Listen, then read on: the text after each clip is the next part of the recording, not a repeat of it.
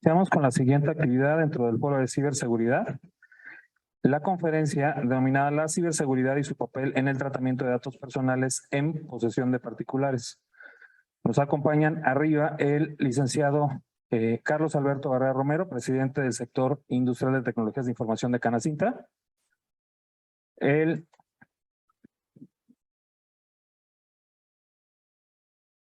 licenciado Rodolfo Enrique Martínez Gutiérrez, vicepresidente de proyectos estratégicos del sector Canacintra, sede nacional. Y el licenciado Eric Tavares de Tavares Asociados. Muy buenas tardes. Y aquí regresamos en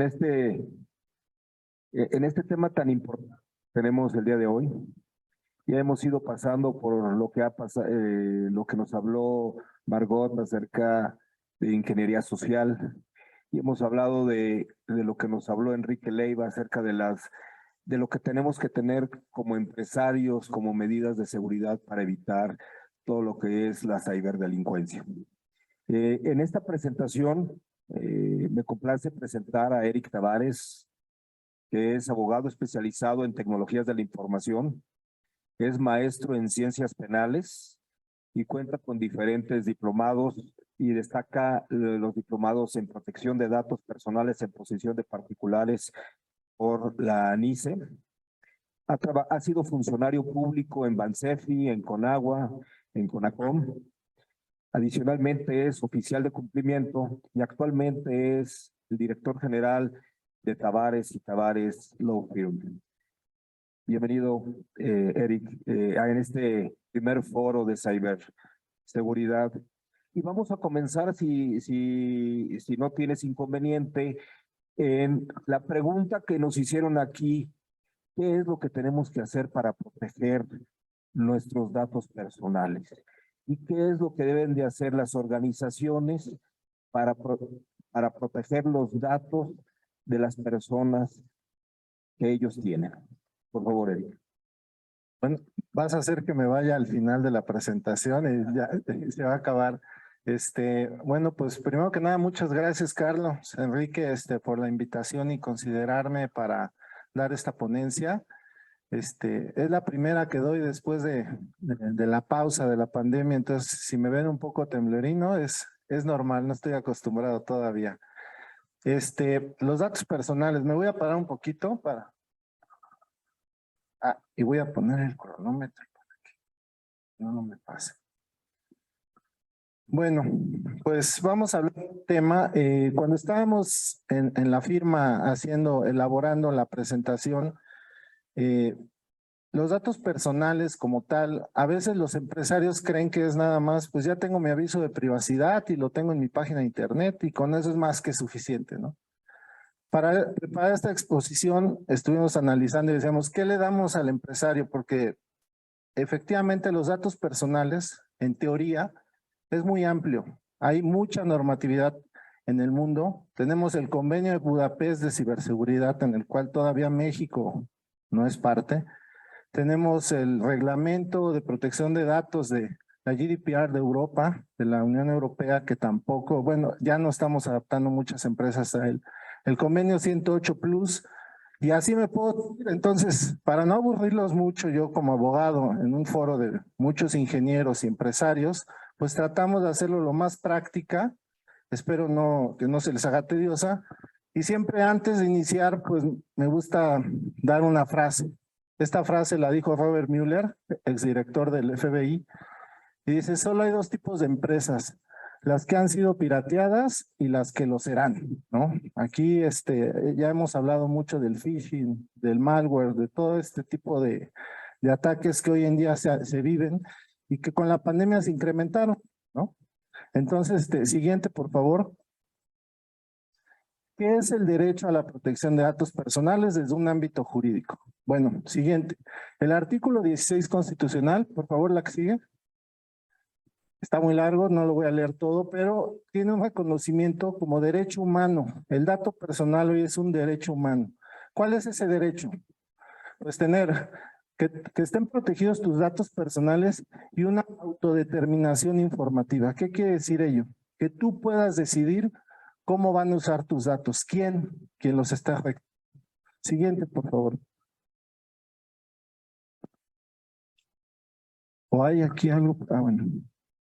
Bueno, para el responsable, la Ley Federal de Protección de Datos Personales establece que el responsable que lleva a cabo el tratamiento de datos personales deberá establecer y mantener medidas de seguridad. Esta palabra la vamos a estar escuchando todo el tiempo en la presentación.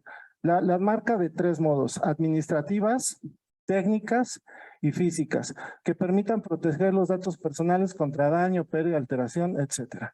Los responsables deben adoptar medidas de seguridad no menores a las que hoy tienen implementadas en sus empresas para cualquier tipo de ataque o amenaza. Seguimos, por favor. ¿Pero qué es el dato? Hemos hablado mucho ahorita de hackeo, de ciberseguridad, pero ¿qué protegemos realmente? ¿Cuál es el dato más valioso?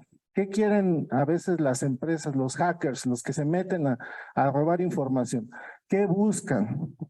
Buscan esas bases de datos, esos nombres, esos domicilios donde puedan atacar. Hoy el dato es el nuevo petróleo, le dicen. ¿Por qué? Bueno, ahí tenemos la empresa Twitter y cómo la evaluaron y la compraron. ¿Por qué? Simplemente por esa base de datos que tiene. Hoy en día, ¿qué empresa en México? Levante la mano si aquí hay alguna empresa que no tenga base de datos.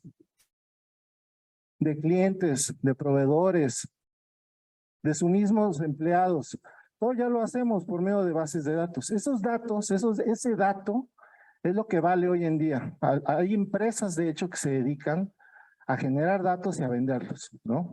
De manera legítima, también ilícita. Bueno, pues un dato es cualquier información concerniente que hace una persona identificada o identificable. Identificada es, yo quiero que me identifiques con este pasaporte, yo me identifico con él. Identificable es la persona, ¿cómo me va a identificar a mí?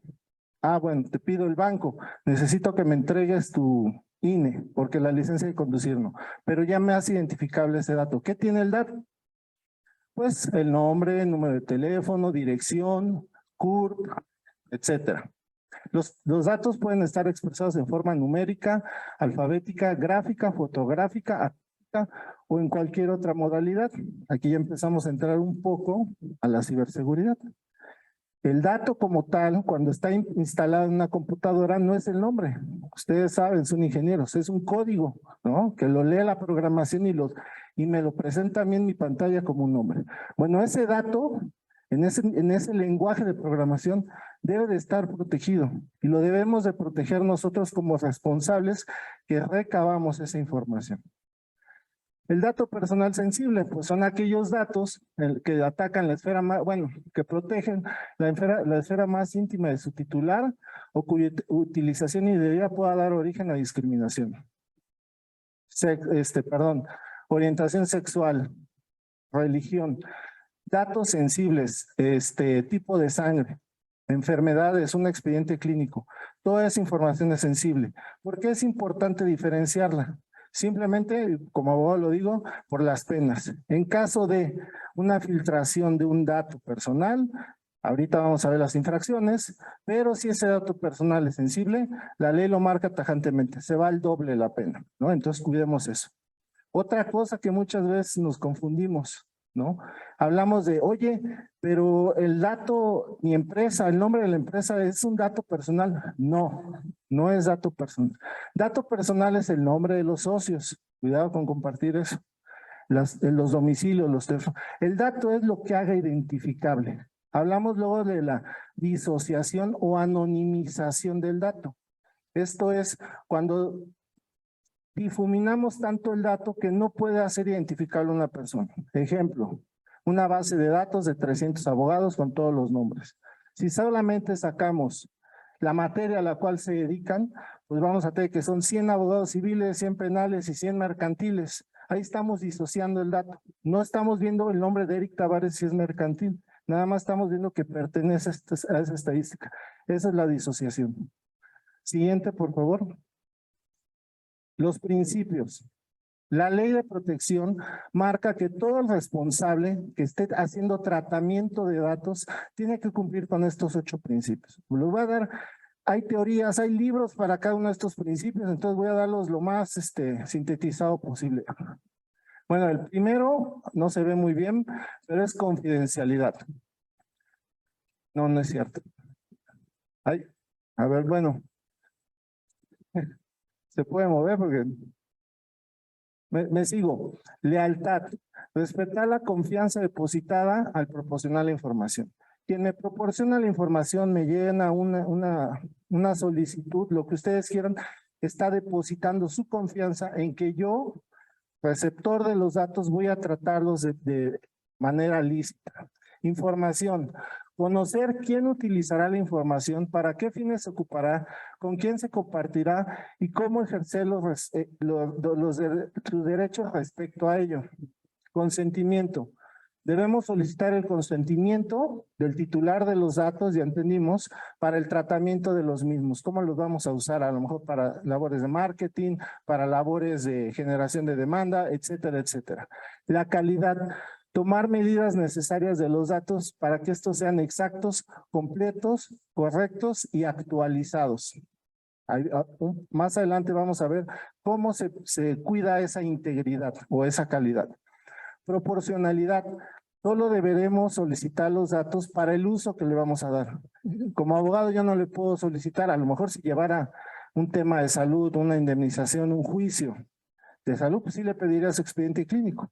Pero ¿para qué se lo pediría si lo voy a defender en un acto mercantil? Ese es el principio de proporcionalidad. Ir más allá de lo que vamos a usar el dato. La finalidad es establecer los fines para los que los vamos a usar y finalmente la responsabilidad, que es cumplir con principios y obligaciones, así como realizar un esfuerzo adicional. Siguiente, por favor.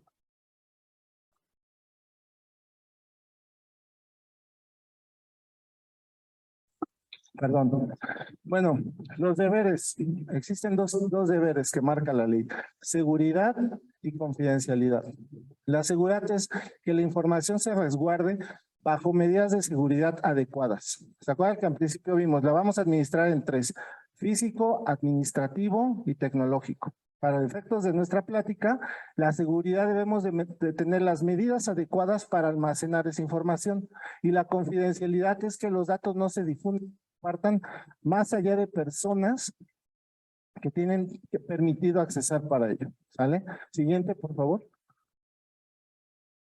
Aquí el reglamento de la ley marca que el responsable y en su caso el encargado deberán establecer medidas de seguridad administrativas, físicas y en su caso técnicas, tecnológicas para la protección de los datos personales. Es decir, es una obligación de la empresa que está recabando datos de los empleados, clientes, proveedores, establecer las medidas de seguridad. ¿Cómo vamos a establecer esas medidas de seguridad?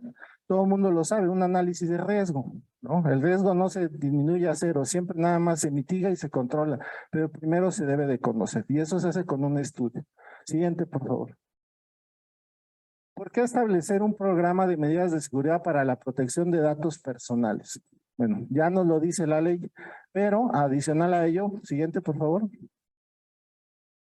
En México, un poco de estadística, la encuesta nacional sobre disponibilidad y uso de tecnologías de la información en los hogares de 2020, se dice que estas cifras aumentaron debido a la pandemia. En México hay 84.1 millones de usuarios de Internet. Existen 88.2 millones de usuarios de teléfonos celulares y 44.4 millones de usuarios de computadora.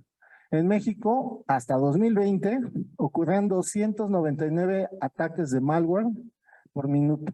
Hoy esa cifra es más alta seguramente.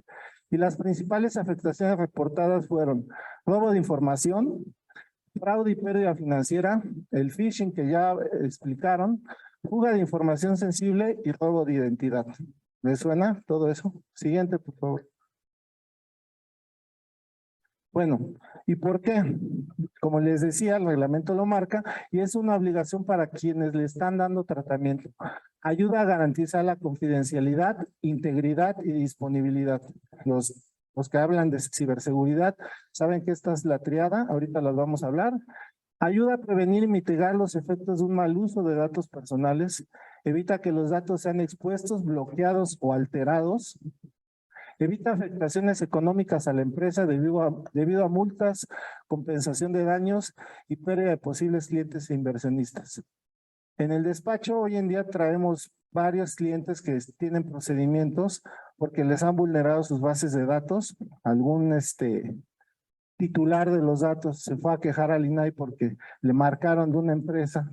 Él nada más había compartido ese dato en específico con mi cliente y pues le cayó a él porque él tenía el aviso acabado y después fue una vulnerabilidad que le hicieron a él. Debemos de proteger esa parte. Y aumenta la competitividad, mejora los procesos de la organización y el nivel de confianza de los clientes, inversionistas, etcétera.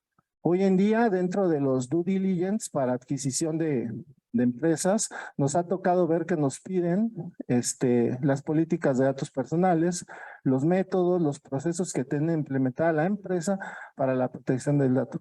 Créanme, hoy en día el dato es lo que más puede valer en una empresa. Siguiente, por favor.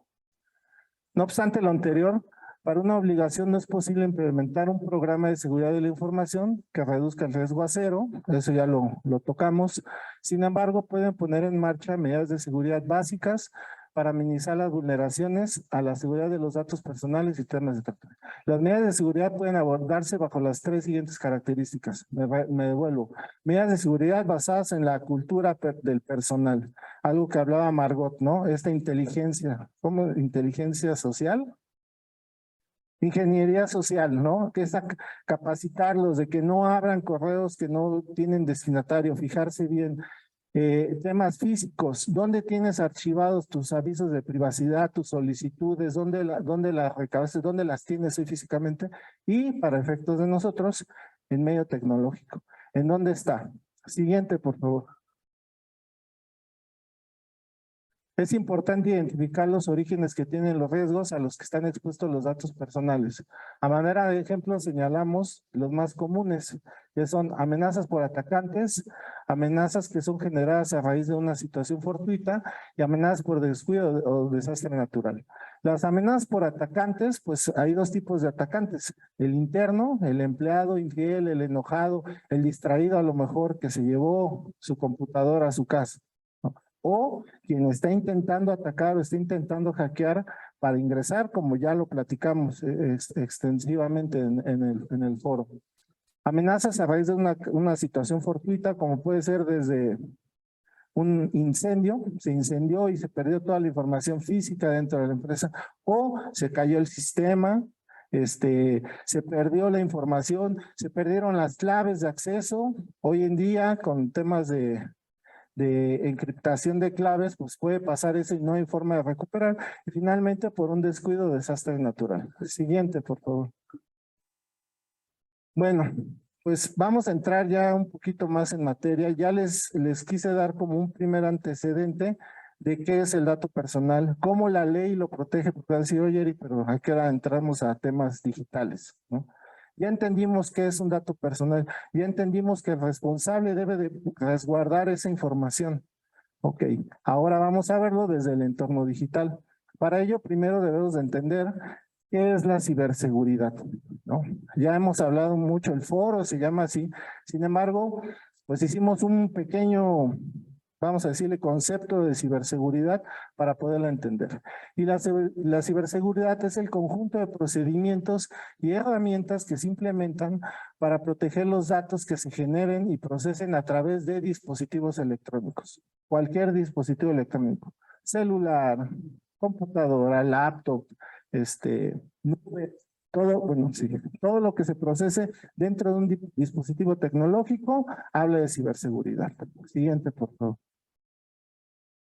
Esta protección debe darse a través de lo que yo les decía de la triada o los pilares de la seguridad de la información, ya que si llega a faltar uno de estos, puede vulnerarse esta información o se pierde seguridad y usabilidad. Estos tres pilares son confidencialidad, integridad y disponibilidad. Vamos a ver confidencialidad. Confidencialidad es asegurarse que solo el personal autorizado pueda acceder a la información que le corresponde con el fin de que pueda ejercer sus tareas, nada más para eso. Es decir, puedes entrar a la base, pero solamente puedes ver los números telefónicos, ¿no? No puedes ver el domicilio o no puedes ver el teléfono porque tu función, conforme al principio de proporcionalidad, no es ver el domicilio, solamente vas a hablar. Todo eso es una política al interior de la empresa para que puedan entrar, ¿no? ¿Qué pasa si alguien autorizado no llega a acceder a esta? Pues de entrada puede perder valor la información, la pueden borrar, la pueden alterar, le pueden mover un número y ya cambió todo. Perdemos credibilidad y se pueden generar consecuencias legales que veremos más adelante. ¿Cómo implementamos medidas de seguridad? Estos son algunas sugerencias que hacemos, no es que sean las únicas, pero primero pues autenticación de usuarios. Asignación de privilegios para que los usuarios puedan acceder a un sistema, puedan operar la información para los cuales les ha sido autorizado, el ejemplo que les ponía. Cifrado de información, encriptación. Hoy en día estamos trabajando con algunas empresas donde ya están empezando a implementar sistemas de blockchain para accesos de información.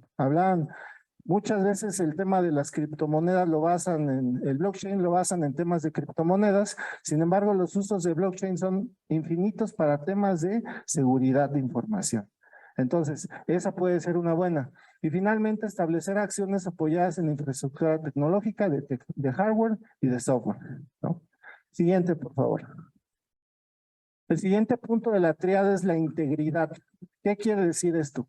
Bueno, es la propiedad de la información por la que se garantiza la exactitud de los datos transportados o almacenados, asegurando que no se ha producido su alteración, pérdida o destrucción, ya sea de forma accidental o intencionada. El hecho de trabajar información errónea puede ser nocivo para la empresa, ¿no? No tenemos el dato correcto y no hablamos solamente de contabilidad, de bases de datos para hacer llamadas de call center, etcétera, etcétera, etcétera. ¿Cómo garantizar esta integridad? Bueno, estos igual son ejemplos o sugerencias que hacemos, es monitorear constantemente el tráfico de red, auditar los sistemas, implementar control de sistema de cambios. Son de los básicos, ¿no? O sea, si hace rato ponía uno de los ponentes, decía, a él le hackearon y no quiso pagar el secuestro y solamente tomó de una semana atrás la información y perdió la facturación de esa semana. Está bien, está perfecto, pero si implementamos un sistema de cambios, podemos ver en qué momento fue el ataque y a partir de ese momento para atrás nos vamos, ¿no? Eso es el historial que hace. Entra blockchain también en sistemas de cambios. Y finalmente, copias de seguridad. El ejemplo que ponía, ¿no? Tenía la copia de una semana antes. Disponibilidad. Es una garantía de acceso confiable a la información por personas autorizadas. La información debe estar disponible, con claves fáciles, claves que puedan operar rápido y que no sea tortuoso para el que quiera accesar. Esta disponibilidad sugerimos que traiga acuerdos de niveles de servicio. Como los servicios de internet que contratamos y algunos tienen ahí, han leído el contrato, les ponen el 99.2% de disponibilidad, los famosos SLAs, Service Level Agreement.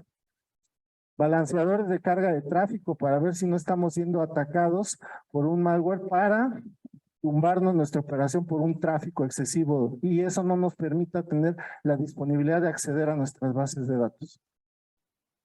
Copias de seguridad, nuevamente, sistemas de alimentación ininterrumpida. Ahí se me fue el nombre de los no breaks, se me fue. Y los UPS, sí es UPS creo. Y disponer de recursos alternativos primarios. Siempre es básico tener el recurso, a lo mejor hasta una impresión, ¿no? Si lo quieren ver así de básico. ¿Cómo conservamos los datos personales? Es decir, ya les hablé, los tenemos en dos modos, físico y tecnológico. Bueno, los datos personales se pueden conservar a través de un sitio de resguardo. Esta es la locación donde se guardan los medios de almacenamiento, tanto físicos como electrónicos. Un sitio de resguardo puede ser su cajón que está bajo llave o puede ser una carpeta en su drive con una clave. Desde eso simple hasta lo más complicado que ustedes pueden imaginar. El medio de almacenamiento electrónico es el recurso al que se puede acceder solo mediante el uso de un dispositivo electrónico que procese su contenido para examinar, modificar o almacenar los datos personales. Podemos considerar como ejemplo, bueno, discos duros, memorias extraíbles, almacenamiento en la nube y etcétera. ¿De quién debo de proteger mis datos? Generalmente los debemos de proteger de las amenazas. ¿Se acuerdan que les platicaba un poco de un análisis de riesgo? Tenemos que analizar quién puede atacar, quién puede venir a buscar mi información y para qué la quiere, ¿no? Entonces, los datos personales se protegen contra el tratamiento ilícito e incidentes de vulneración de seguridad, internos o externos. Esto es que se vea materializar una amenaza mediante el aprovechamiento de explotación de vulnerabilidad.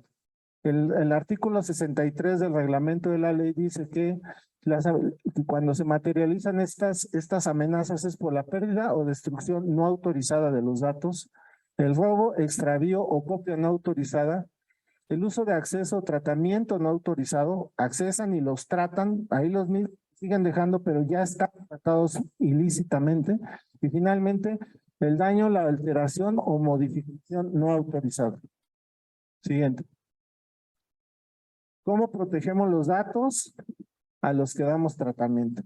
Ya se empieza a poner mejor. Bueno, el reglamento de la ley generalmente pone más puntos, pero el que habla específicamente de cómo debemos de proteger los datos y les fija como una política, un índice a seguir, es el artículo 61. Y este dice, primero elaborar un inventario de datos y sus medios de almacenamiento, físicos y tecnológicos. ¿Cómo lo estamos resguardando? Determinar las funciones y obligaciones de las personas que traten datos personales. Igualmente, políticas de autorizaciones. Si vamos a borrar una base de datos, no puede borrarla el ejecutivo de call center, la tiene que borrar a lo mejor el CIO o el encargado de datos de la empresa, es el único que puede acceder a ese borrado seguro. Realizar un análisis de riesgos de los datos personales, ya lo comenté. Revisar las medidas de seguridad existentes para ver si están actualizadas, si son viables o si necesitamos. Generalmente siempre es necesario mejorar. Realizar un análisis de brecha entre las medidas de seguridad y las necesarias. Elaborar un plan de trabajo para implementar las medidas de seguridad requeridas. Realizar revisiones y auditorías de tratamiento de los datos y de las medidas de seguridad y mantener capacitado al personal relacionado con el tratamiento de datos. Siguiente, por favor. Aquí ya se empieza a poner de abogados. ¿Qué pasa si no cumplo con esto? Bueno, la ley nos marca que al no cumplir nos hacemos mercedes de infracciones. ¿Y por qué? Por no cumplir con la solicitud de ejercicios ARCO, ¿no? En la firma, llevamos muchos temas contra INAI, si está el INAI, no es personal, si hay alguien del INAI. A nuestros clientes les ha llegado solicitudes de derechos ARCO. Oye, me siguen llamando, ahí me buscan, me llegó un SMS de tu empresa, ya les dije que no, y van y se quejan al INAI. ¿Por qué? Porque hicieron la solicitud de ARCO y a lo mejor la persona que recibió, pues la metió abajo del cajón, no le dio idea. Hoy el INAI sí está actuando contra eso. Entonces, pongan mucho cuidado a las solicitudes de derechos ARCO.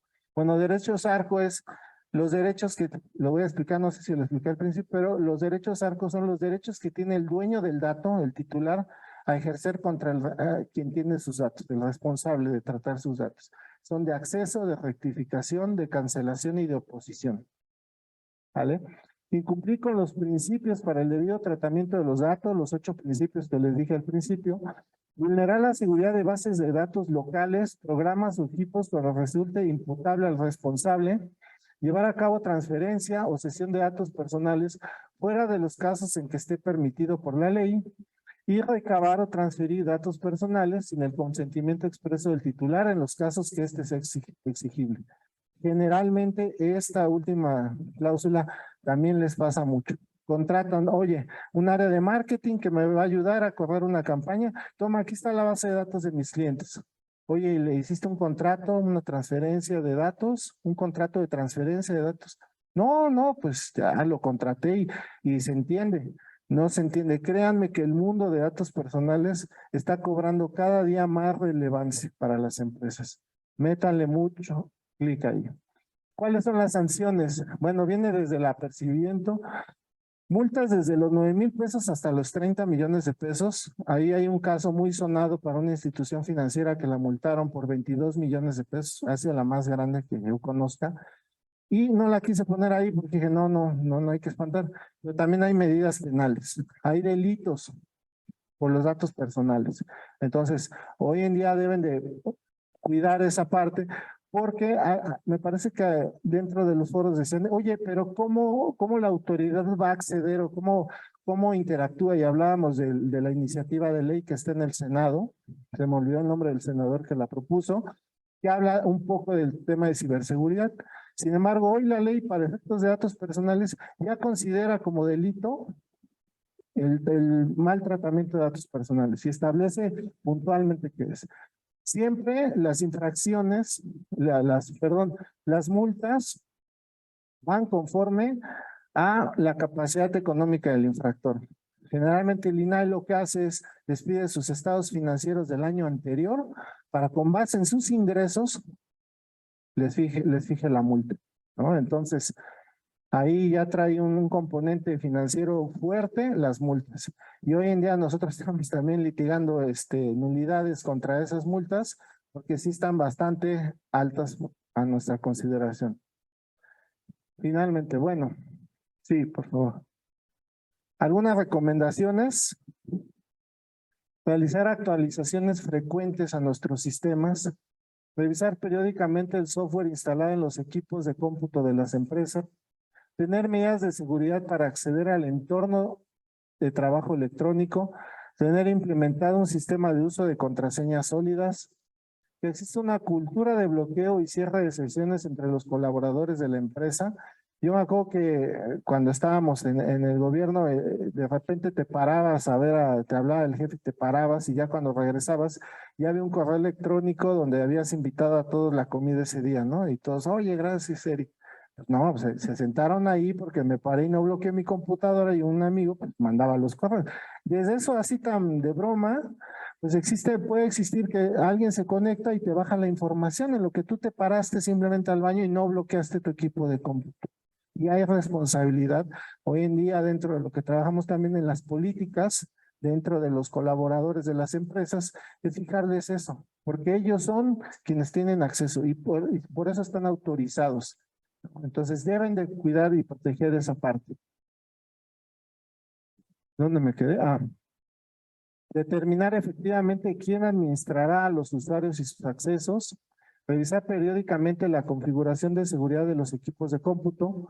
Tener medidas de seguridad implementadas para navegar en entornos digitales. Cuidar el movimiento de la información en entornos de trabajo digitales. Contar con normativa interna aplicable a los datos personales en medios físicos y tecnológicos. Normativa interna. Adicional, hablábamos un poco del tema de ingeniería social, hablábamos de ciberseguridad, cuál es el mejor software y cuál es qué hay. Vamos a contratar un software as a service en temas de ciberseguridad. Pero si no está la normativa bien establecida, si no tenemos esos controles bien determinados y bien capacitados al personal sobre de ello, de nada nos va a servir. Hoy en día, y está de más, a lo mejor ya lo saben, pero hoy las empresas penalmente ya son responsables. El 421 del Código Nacional de Procedimientos Penales habla de la debida diligencia que deben de tener las empresas en todos sus procesos. Bueno, este es uno de ellos. Y ahí habla de instalar o implementar medidas de seguridad. Entonces, si ustedes no instalan o implementan medidas de seguridad conforme al 421 del Código Nacional, que es la debida diligencia, o lo que se le conoce como el compliance, pueden hacerse acreedores también a infracciones o a sanciones de índole penal. Y por último, pues tener establecido un plan de mejora continua. Los hacks no paran, la tecnología no para, entonces la empresa tampoco debe de parar en seguir actualizando y seguir capacitando y mantenerse casi al día en todos estos temas para evitar, porque como se los dije desde un principio, el dato hoy es petróleo. Gracias.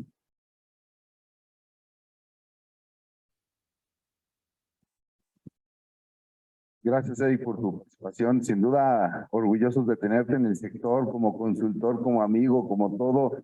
Dijiste que no has dado muchas conferencias, pues en Actívate te vimos muy activo, o sea, así que más bien no te parabas frente al público. Vamos a dar, si alguien tiene una pregunta, vamos a tratar de ser ágil, sobre todo porque tenemos una ponencia más y después la comida. Si alguien tiene una pregunta o las concentramos en la plataforma y se las mandamos posteriormente. ¿Les parece correcto? Ok, perfecto. Entonces pasamos a la siguiente presentación en la cual, Eric, muchas gracias, amigo. Un placer siempre.